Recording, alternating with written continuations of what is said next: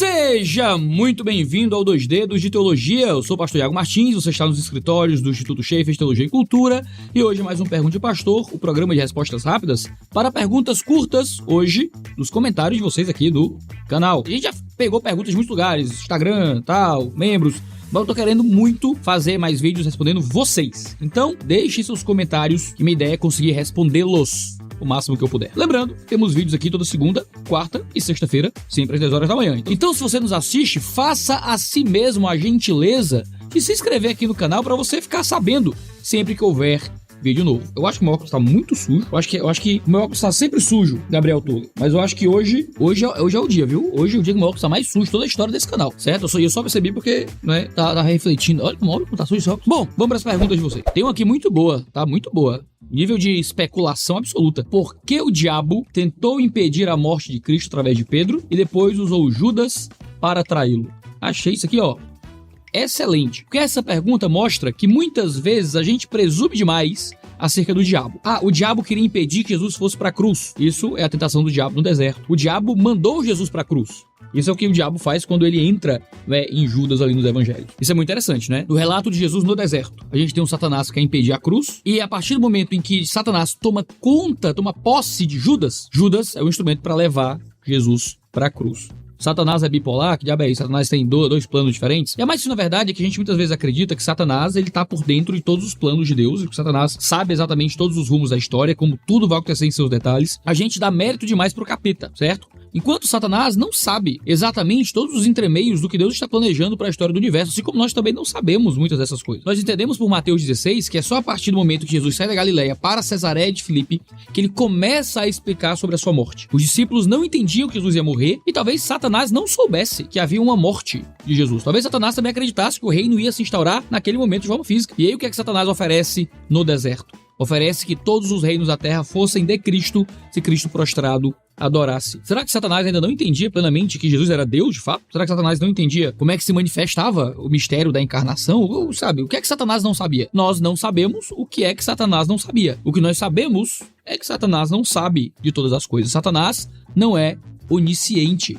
Lembre disso. Satanás não é onisciente, Satanás não é onipresente. Quando Satanás encontra Deus no livro de Jó, ele diz que veio de rodear a terra. Ou seja, o diabo passeia, anda, se move na terra, dando a entender que ele tem uma presença física e que esta presença física é localmente limitada como a presença física de qualquer ser humano. Claro que ele tem um acesso diferente à realidade, como os anjos também o têm, mas esse acesso à realidade não é nem em onisciência, nem em onipresença. Claro que a gente não entende todos os detalhes, né, do que o diabo é, mas nós entendemos que ele não sabe todas as coisas. Mas ainda tem outra coisa, tá, que a gente muitas vezes ignora. É que o diabo não tem o Espírito Santo. Satanás não tem o Espírito Santo. Os discípulos não conseguiam entender muitas das coisas que Jesus estabelecia porque o Espírito Santo ainda não os havia revelado. Satanás não tem o Espírito Santo para revelar a ele as profundidades dos mistérios dos planos de Deus. Então Satanás é um homem de mente pior do que carnal, né? É uma mente espiritual no sentido muito mais negativo. Então Satanás não tem acesso à revelação do Espírito para compreender o Evangelho e os planos e os mistérios de Deus. Paulo vai dizer em 1 Coríntios que existem coisas espirituais que só são discernidas espiritualmente. Então nós entendemos algumas coisas dos Evangelhos que os discípulos não entendiam mesmo andando com Jesus, porque temos o Espírito Santo manifestando a nós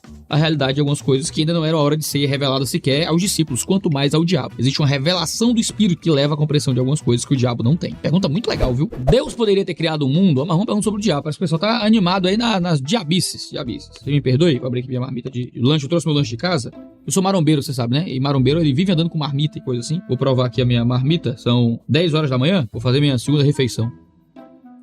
Não, mas é pizza de milho. Tem milho na pizza. Então é salada. Aí você diz, mas Iago, você não é marombeiro? O que é isso? Você não é patrocinado pela Growth Suplementos? E agora? E agora? Eu vou terminar minha pizzazinha. Eu vou fazer o quê? Eu vou pegar a minha piqueira da Growth, vou colocar água, vou colocar o meu whey de brigadeiro e vou tomar meu whey de brigadeiro pra eu poder bater as proteínas de uma refeição que praticamente não tem proteína, é só carboidrato. A gente às vezes acha que só tem que comer, eu tenho que comer. Cara, como pizza. Eu só preciso ter minhas proteínas em dia, por isso a Growth Suplementos sempre me acompanha. Eu tô, por exemplo, aqui em casa, não consigo fazer um ovo, uma coisa assim, tô no escritório trabalhando, o wheyzinho, wheyzinho portátil, jogo na minha shakeira, bato as proteínas depois de ter feito uma refeição com uma coisa que eu queria, que não é comida de dieta, se torna comida de dieta a partir do momento em que eu coloco minha proteína, e isso vai me ajudar no meu ganho muscular. Claro que depois eu vou ter que dar uma, segurada, se comer pizza o tempo inteiro, eu vou fazer mal pra minha saúde, eu vou ficar engordando e tudo mais, mas eu posso que eu quiser, não é? Com moderação. E aí a suplementação da Growth me ajuda a permanecer na busca do shape perfeito que nunca virá, certo? Mas a gente cuida da saúde e melhora aí, né, o nosso corpo. Se você usar o cupom Jesus, você conta para Growth Suplemento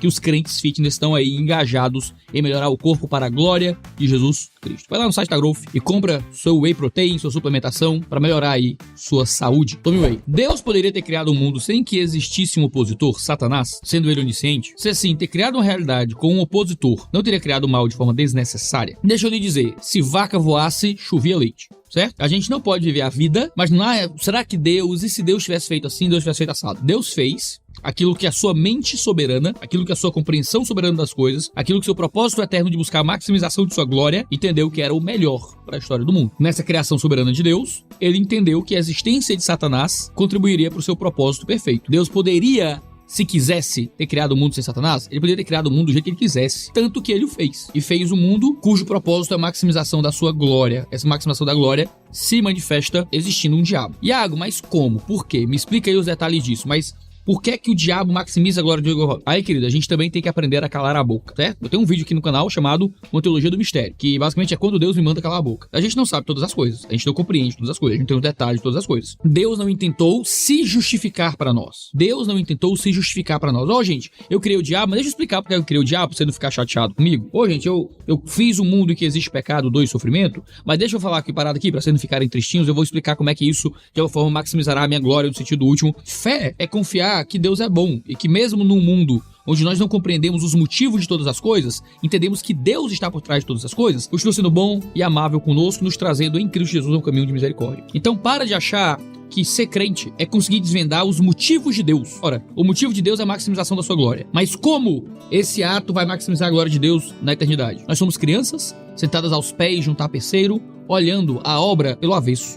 Um dia seremos adultos, chegaremos diante do Senhor e veremos a obra completa e entenderemos só então os motivos e os detalhes e as razões de Deus para que tudo seja como é. Até lá nós confiamos como crianças que confiam no seu Pai, até que um dia venha a maturidade e conheçamos como hoje somos conhecidos e vejamos face a face, não mais por meio de um espelho turvo. Um dia tudo nos será revelado em sua inteireza. Hoje nós cremos e confiamos. Próxima pergunta. Como os primeiros descendentes de Adão e Eva visualizavam o Redentor que havia de vir? Pós Moisés, eles esperavam um profeta? Por que isso mudou no período interbíblico para o libertador político? Sabemos que ele foi um servo sofredor, mas hoje como devemos enxergar Jesus? O que virá ou o que já veio? Que pergunta legal. Vamos lá. Existe uma coisa que nós chamamos na teologia de revelação progressiva. Ou seja, aquilo que foi revelado acerca de Cristo Jesus progrediu, não é? Aumentou, cresceu ao longo das eras. Então pensa, por exemplo, em Gênesis 3. Em Gênesis 3 você tem a primeira apresentação do Messias prometido. Qual era toda a informação que Adão e Eva possuíam acerca do Messias que viria? Toda a informação era, ele vai nascer do ventre da mulher, ele vai pisar a cabeça da serpente, ele vai ter o calcanhar ferido, e é isso. Eles esperavam que viesse esse descendente. As informações sobre este descendente foram crescendo e aumentando, junto com a expectativa desse que viria. Nos profetas é onde nós encontramos mais revelações acerca desse servo sofredor, desse Messias que viria. Aí se pergunta, né? Após Moisés, esperavam um profeta? Sim, a Bíblia diz que ele seria também um profeta, né? Esse Cristo ungido. A ideia é que o Messias teria um sacerdócio triplo, não é? Como rei, como profeta e como sacerdote. Eles esperavam que esse Messias viesse, né, nessa completude de ministério. Entendiam que esse Messias seria divino, não é? Isso já era estabelecido de alguma forma no Antigo Testamento. Principalmente quando fala que seu nome seria Deus, não é? Seu nome seria Deus forte, né? O nome desse Messias que viria. Agora, quando você pergunta se isso mudou no período interbíblico para um libertador político, essa mudança, né, de Jesus como libertador político cresce aí porque houve opressão política. Então, a partir do momento que os judeus estão debaixo do Império de Roma, os judeus entendiam que precisavam ter controle e governo sobre sua própria entidade nacional. Então, o Messias que viria daria a eles a possibilidade de viverem o seu judaísmo de forma plena, gerenciando suas próprias leis civis, por exemplo. Pra gente, como cristãos, nós temos leis que são morais, de relação humana, que não são leis políticas necessariamente. Para os judeus, não. As leis religiosas deles também eram leis políticas. Então, estar debaixo de outra nação era um impeditivo de liberdade religiosa, digamos assim. Então, a ideia do Messias que viria como libertador era o Messias que viria dar a eles a possibilidade de vencer Roma, então eles próprios reinarem, né, sobre os gentios. Existia uma expectativa no Antigo Testamento, né, dos gentios de alguma forma se renderem ao Deus de Israel. Muitos interpretavam que isso era os gentios se rendendo a Israel né, etnicamente, pura e simplesmente, não só até o Deus de Israel. Então, como devemos enxergar Jesus? Né? Em sua inteireza. É um Jesus que veio em fraqueza, já recebeu toda a autoridade do Pai em Mateus 28, está assunto aos céus, já participa de alguma forma da glorificação que será nossa e virá como revelado no livro do Apocalipse. Né? Nossa visão do Messias hoje é a missão do Messias que morreu, do Cristo crucificado, que ressuscitou e que virá. Olhamos a Cristo em sua inteireza e sua completude. Iago, por que Jesus impede que Maria lhe toque após a ressurreição? Disse-lhe Jesus, não me toques, porque ainda não subi ao Pai. João 20. Essa tradução é complicada, tá? Deixa eu abrir aqui o meu Logos. Permita-me abrir o Logos. João 20, 17. Vai dizer o seguinte aqui no greguinho. Leguei ao Yesu, memor raptou. E raptu, alguns traduzem como não me toque. Uma pax legomena, uma palavra que só aparece em toda a Bíblia nesse momento. Então já sabemos que é uma palavra de tradução complicadinha, tá? Porque é uma palavra que a gente não sabe exatamente todos os detalhes para traduzir. Não tem muitas referências no Novo Testamento dessa mesma palavra. Se eu olhar aqui no Lounaida, que é o léxico que eu gosto de usar de referência, fala a palavra raptu, vem de raptomai, segurar um objeto, reter com a mão. Então a ideia aqui não é tocar, é reter. Então ele está dizendo que não é não me toque, né? Não me toque. Ele está dizendo não me segure, não me detenha, não me impeça. Essa é a tradução aqui que eu tenho na Nova Almeida Atualizada, por exemplo. Não me detenha, né? Então ele não está dizendo, não toque em mim, não está dizendo isso. Até porque ele pede para Tomé tocar nele, né? Está dizendo não me impeça, certo? Não me segure. De olho no texto express aí, então, para vocês, feito de improviso aqui, porque esse programa é todo de improviso, tá? O pessoal às vezes duvida que eu faço programa de improviso. Eu faço de improviso, gente. Eu não vejo as perguntas antes, não tem ninguém que me ajuda no roteiro do Pergunte ao Pastor, não, tá? Eu faço aqui na hora mesmo, certo? Por isso que se fosse um programa, né, me respeitem, tá? Me respeitem. Se fosse um programa ensaiado, treinado, com as perguntas lidas e estudadas antes, as respostas seriam melhores, tá? Vocês me respeitem. O quão ocupado, Gabriel Tolo, eu preciso estar para ter que comer enquanto gravo. Olha que loucura, né? Um caos. Sobreviverei. Iago, fale sobre o avivamento da Rua Azusa. Na sua visão, foi um movimento real? Os dons de línguas eram línguas estranhas ou humanas mesmo? Obrigado. Olha, eu tô tentando fugir de polêmica. Quem te viu, quem te vê, né, Iago Martins? Quem te viu, quem te vê. Você querendo fugir de polêmica. Mas a verdade é que eu tô cansado de treta, tá? E eu cheguei a uma triste conclusão. Existem muitos assuntos que não importa quão prudente, quão correto, quão educado você trate, sempre vão gerar tretas e confusões desnecessárias e chatíssimas, certo? Mas vou responder do jeito mais normal, amoroso que eu puder, tá? Eu não acredito no dons de línguas da mesma forma que os pentecostais acreditam. Irmãos pentecostais são crentes, são pessoas que amam o Senhor, é uma fé genuína, tal, tudo isso aí. Mas eu não acredito que as manifestações de línguas estranhas, não é? Com sons aleatórios, digamos assim, com esses sons, né? Eu não vou imitar aqui não, também por respeito ao pessoal. Eu não acredito que essa é a manifestação do dom de línguas bíblico. Para mim, na minha leitura, o dom de línguas bíblico é a possibilidade sobrenatural de falar idiomas humanos, idiomas que o falante não tem acesso, que o falante não conhece, o falante não saberia. Então é eu falar inglês sem saber inglês, eu falar aramaico sem saber aramaico. Para mim, este é um milagre. Para mim, o milagre não é falar, né, sons indescritíveis. Eu tenho um vídeo inteiro aqui no canal onde eu explico, certo, a minha leitura bíblica sobre isso e a minha leitura até de questões científicas que lidam com dons de línguas. Você pode ir lá se você quiser. Então, para mim, o avivamento da Rua Azusa não representa um avivamento. Representa o que seria uma corrupção de alguns campos teológicos. Agora, claro, eu vou dizer que é a cor do diabo? Não, né? Eu vou dizer que saiu muita coisa boa dali, de envolvimento missionário, coisas assim que, glória a Deus, é excelente. Mas eu não sigo a perspectiva pentecostal. Eu não sou um pentecostal, certo? Eu não acredito no dom de línguas como os irmãos pentecostais acreditam. Mas todo respeito, todo carinho do mundo aos pentecostais, certo? Tá tudo certo, pelo amor de Deus. Não façam treta, não. Eu não quero mais. Eu tô cansado, eu quero tirar férias, eu quero virar o Iaguinho Paz e Amor, certo? Eu quero que você aí, ó, você que me acompanha, Eu quero virar o Iaguinho Paz e Amor. Quero virar Beautiful People evangélica, viu? Quero virar Playboy da teologia. Eu cansei de ser da favela da teologia. Quero virar Playboy da teologia. Quero virar o Iaguinho Paz e Amor. Quero ficar, ó, Beautiful People. Quero parar de tocar nos assuntos polêmicos. Chega, né? 13 anos já? Tô há quanto tempo produzindo conteúdo pro YouTube? 11 anos. 11 anos produzindo conteúdo pro YouTube, chega já, né? Mas tá bom, vamos dar uma maciada, responder teologia, vamos.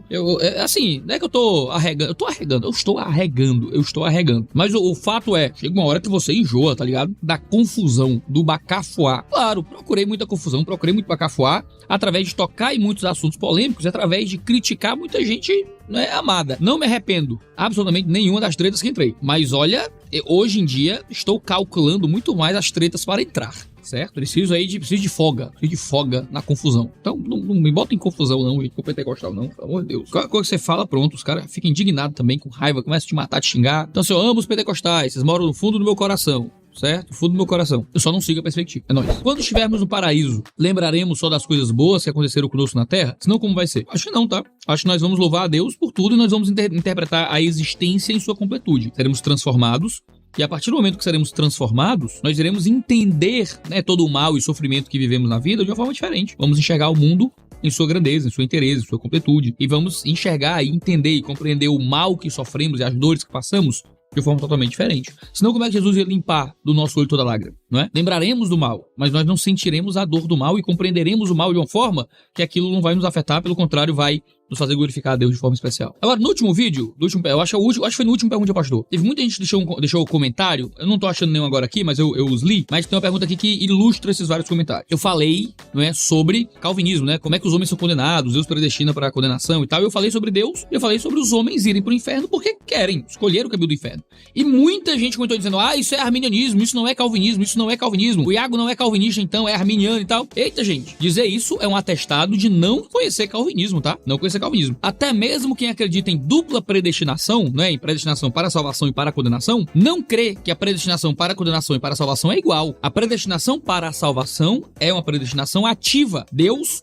pega pessoas condenadas e os move a um caminho da salvação. A predestinação para a condenação é uma predestinação passiva, ou seja, Deus entrega, Deus deixa, Deus permite que esses homens sigam o seu próprio caminho de condenação. Deus não tem que fazer nada ativamente para que o homem seja condenado, porque o homem já escolheu o caminho da condenação, ao contrário da salvação, que Deus ativamente leva os homens, traz esses homens ao caminho da salvação. Essa é a perspectiva da maioria dos calvinistas, tá? Então, nossa, o Iago, isso não é Não, isso é só calvinismo, gente. Se você acha que isso não é calvinismo, parabéns, você não conhece calvinismo, certo? Então você não deveria nem se dizer arminiano em ser crítico do calvinismo, porque você só não sabe das coisas. Então é atestado, de falta de estudo. E aí vamos lá, quero que você venha comigo aqui, dá um zoomzinho de leve aqui, Gabriel Tuller. Muitos dos senhores, muitos das senhorinhas, são muito convictos de coisas teológicas que nunca leram, nunca estudaram. E aí gostam de criticar o coleguinha, porque o coleguinha é calvinista, logo ele acredita aquilo outro. Coisas que vocês nunca leram direito, nunca viram direito. Que só vem de um ou outro intérprete de internet que às vezes apresenta pra você da forma errada. Ainda mais quando é um crítico. Ainda mais quando tudo que você viu sobre calvinismo foi a partir de pessoas que criticam o calvinismo. Então, olha, humildade aí pra aprender com o coleguinha, tá? Se você acha que dizer que os homens escolhem o caminho do inferno e que Deus os entrega aos seus próprios sentimentos e pensamentos não é calvinismo, você tá mais perdido que segue em tiroteio acerca de doutrina da salvação, tá? Então tem uma postura melhor aí. Aí tem a pergunta que ilustra isso, a pessoa comentou aqui. Iago, sobre a questão calvinista, foi dito que nós deliberadamente escolhemos o caminho da condenação. Mas como eu entendo a predestinação dos salvos e sua perseverança? Ora, nós escolhemos deliberadamente o caminho da condenação. Deus, então, nos atrai, muda o nosso coração e nos traz para o caminho da salvação. E então somos transformados. A promessa da nova aliança era essa, né? Em Jeremias, que o nosso coração de pedra seria retirado e um coração de carne seria posto no lugar. Um novo coração nos seria dado. E com um novo coração, nós agora temos uma nova natureza. E nessa nova natureza, nós somos preservados, nós perseveramos. Então, não entendo como aquela resposta gerou algum tipo de incompreensão sobre a própria salvação de alguma forma, tá? Vamos voltar para os fundamentos, tá, pessoal? E eu vou deixar a dica aqui, tá? Vou deixar aqui, se você quiser voltar para os fundamentos. Esse livrinho aqui, O Cristão Reformado, eu escrevi, tá na 3ª edição já. É um dos livros mais vendidos, é um livro que fez muito sucesso. Ele é feito para a igreja, para público geral e explica o calvinismo de forma bem básica, bem voltada para suas bases bíblicas, tá bom? E claro, tem vários outros materiais que você pode conhecer na internet, mas esse aqui eu gosto desse bichinho, eu acho que vai fazer bem aí se você quiser conhecer um pouco mais de calvinismo, tá? E não ficar aí falando coisas que não são verdadeiras sempre sobre, né, a doutrina de Calvino. Tá bom, gente? Mande mais perguntas, quero muito respondê-los. Não deixe de se inscrever no canal e não deixe de aproveitar o cupom Jesus lá na Growth Suplementos. É graças às publis do canal que a gente tá podendo ter vídeo quase todo dia aqui. Então não deixe de dar uma moral aí pros patrocinadores do 2D de Teologia. Um cheiro no seu cangote e até a próxima.